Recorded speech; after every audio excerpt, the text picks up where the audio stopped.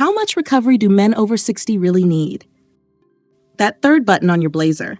You never fasten it, but you'd feel naked without it. That's your body's recovery now. Unspoken, structural, non-negotiable. We're dismantling the one recovery day myth you've been sold. This is the precise, unsexy protocol that rebuilds you while you sleep. And it starts with a nutrient 97% of you are missing. Your next decade isn't about slowing down. It's about strategically refusing to. Today, we're correcting a single expensive assumption that your discipline is the problem. It's not. Your manual is. Point 1. Your 40-year-old schedule will destroy you. The wrong way is clinging to that no days off motto like a trophy from a past war. You wear that lingering soreness like a badge of honor, pushing through identical, punishing sessions back to back. You're running the same aggressive play on a field that has fundamentally changed. The engine can still produce tremendous power, but the suspension requires more careful tuning. The result isn't progress. It's a quiet, accruing debt of inflammation and fatigue that your willpower can't outrun. What to do instead? You adopt a strategy called stress fidelity. This means matching your recovery method precisely to the stressor you applied. It's the difference between using a sledgehammer and a scalpel. A heavy leg day demands a different repair protocol than a long, stressful board meeting, even though both exhaust you. You start asking, did I break down muscle, flood my system with cortisol, or just grind my joints? Your answer dictates the next move, and this entire intelligent system hinges on the first non-negotiable rule we're about to reveal. Point 2. 48 to 72 hours between hard sessions is mandatory. The wrong way is defining hard too narrowly. You think it only counts if you're under a barbell. So you lift heavy on Monday, and then you play 2 hours of intense singles tennis on Tuesday, believing you've recovered. You've just fooled yourself.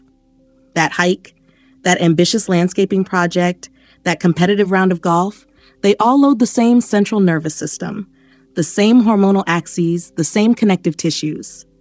You've simply withdrawn from the same bank account wearing a different disguise. What to schedule instead? You must understand the endocrine and inflammatory timeline. Think of a hard session as a CEO approving a major capital project. The board of directors, that's your nervous system. Your hormone regulators, your joint capsules, now needs 48 to 72 hours to ratify the proposal, allocate resources, and begin construction. Proposing another major project the next day is corporate sabotage. It forces the board into panic mode, cutting corners on the last project to address the new one. The build quality suffers. The structure becomes unsound. This mandatory gap is not downtime.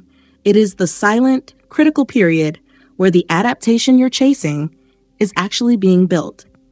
You aren't waiting to train again. You are in the most important phase of the training. Point 3. Sleep isn't recovery. It's the actual workout. The wrong way is viewing those hours in bed as a simple shutdown. You sacrifice them for a 5 a.m. ego lift or burn the midnight oil on a presentation, promising yourself you'll catch up on the weekend. You're treating your most potent performance enhancer like a negotiable line item. This isn't just about feeling tired. You are skipping the factory shift where 90% of the repair and upgrade work gets done. What to optimize instead? You start seeing that fourth REM cycle as your body's private equity firm. This is where the serious business happens, liquidating the metabolic waste from yesterday's efforts and investing the capital into tissue repair and hormonal recalibration. Missing it is like standing up from the most important board meeting of the quarter. The data is brutal and clear. Fragmented sleep in men, our stage can reduce the release of human growth hormone, the foreman of that repair crew, by 40 to 60%. Your workout was just the proposal. Sleep is the signed contract that guarantees the work gets completed. Point 4. Active recovery beats complete rest. The wrong way is declaring a recovery day and translating that into complete stagnation on the couch. You think you're being strategic, but you're letting the construction site seize up. Synovial fluid in the joints becomes stagnant, circulation slows to a crawl, and that low-grade stiffness sets in, making tomorrow's movement feel like a chore. You've mistaken stillness for recovery, and they are not the same thing. What to implement instead? You engage in vascular housekeeping. Think of the inflammatory byproducts in your muscles after a hard effort like silt in a pond. Complete rest lets it settle and harden. Gentle movement is the clear, flowing stream that carries it away. Your target is a specific low heart rate zone where you can hold a full conversation without a single gasp. This is the 20-minute leisurely bike ride where you smell the air. It's the walk in the pool, feeling weightless.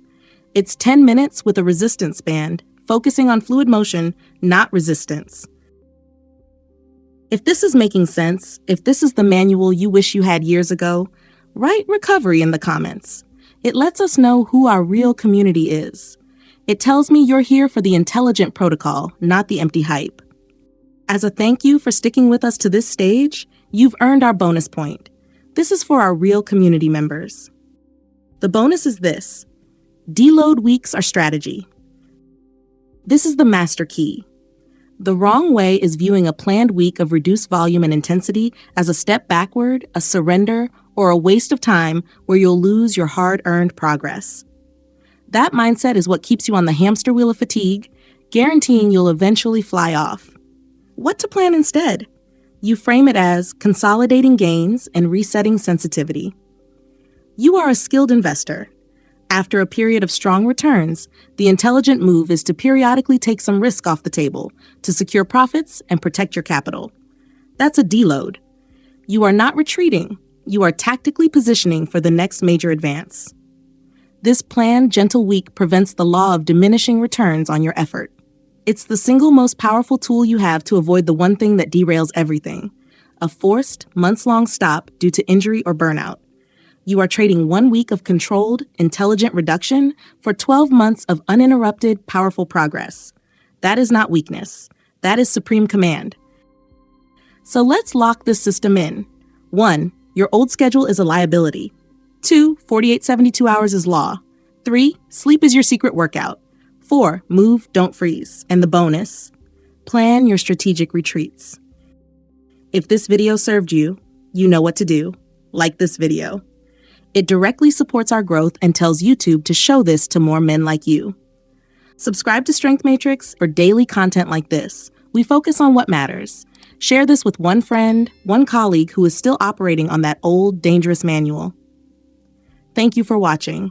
We've recommended another video on your screen that builds on this system. We will see you back here soon.